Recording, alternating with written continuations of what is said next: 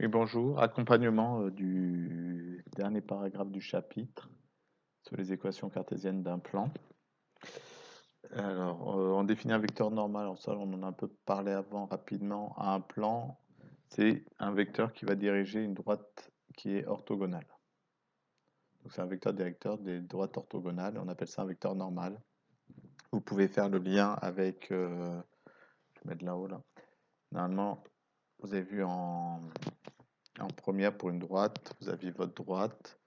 Vous aviez soit vous pouvez faire avec un vecteur directeur, soit avec un vecteur normal. Vous avez vu les deux façons de faire.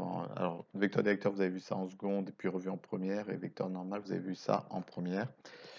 L'avantage ici du vecteur normal sur le vecteur directeur, c'est que il n'y en a qu'un vecteur normal. Enfin, il y en a qu'un. Il y a une seule direction.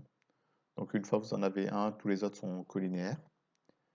Dans le plan, on a vu ça un peu plus tôt dans l'année. Par exemple ici, il vous faut deux vecteurs directeurs. Voilà, donc les choses sont un peu plus simples quand on a un vecteur normal, il y en a qu'un. Si on considère un point A et un vecteur non nul, c'est toujours un vecteur normal, vecteur directeur, c'est toujours non nul. Il y a un seul plan P qui va passer par A et qui va avoir pour vecteur normal n, c'est-à-dire que n, ça vous donne hop, une direction, vous prenez votre plan. Il y a un seul, dans des plans, tous les plans qui ont n pour vecteur normal sont parallèles et il n'y en a qu'un qui va passer par A.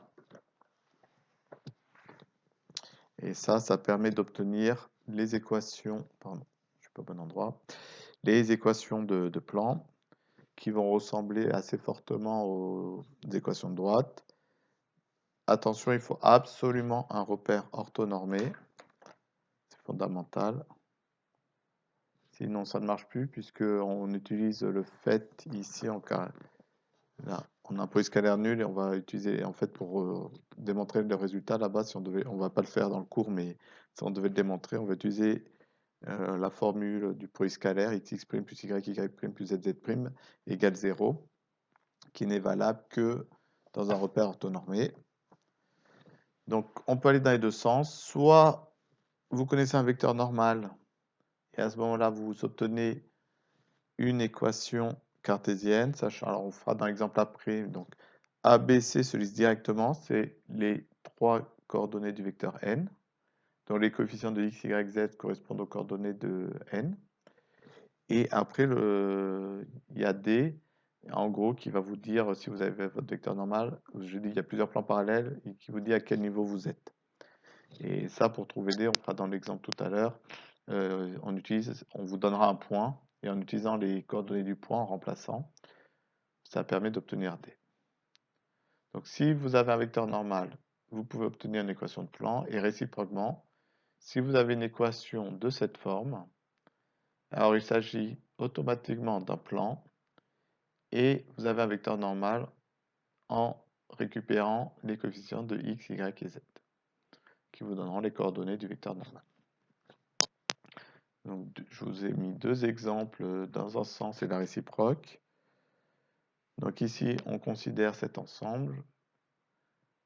On est dans l'espace, j'ai précisé.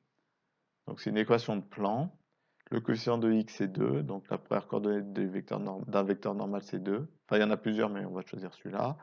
Pour y, moins 3, et z, on ne voit pas, donc c'est 0.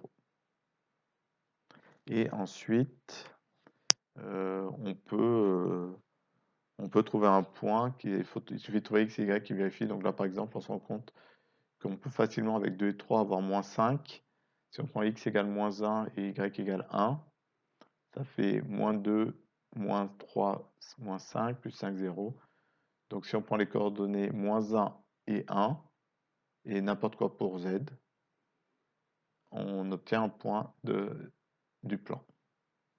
Donc vous pouvez, par exemple, moins 1, 1 et 3, ça vous donne un point du plan. Dans l'autre sens, si vous connaissez un point et un vecteur normal, on peut très rapidement avoir une équation cartésienne. Donc on sait que c'est de la forme AX, Y plus AX plus BY plus CZ plus D. A, B et C, on les a immédiatement grâce au vecteur normal. Il y aurait d'autres possibilités, hein. Dès que vous prenez des coefficients pardon, proportionnels, ça reste un vecteur normal et donc vous pouvez avoir d'autres coefficients là. Par exemple, on peut avoir imaginé qu'on a 4, 2 et moins 8.